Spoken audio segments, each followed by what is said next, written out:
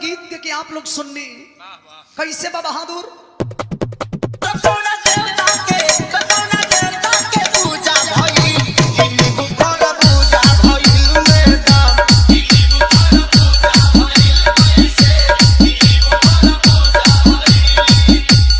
यही के बदल के गा दिल भैया।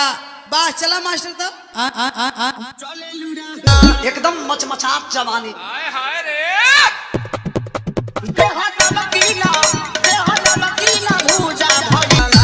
तो जितना हम नकली रही उसे भी वजन पड़ गया यार।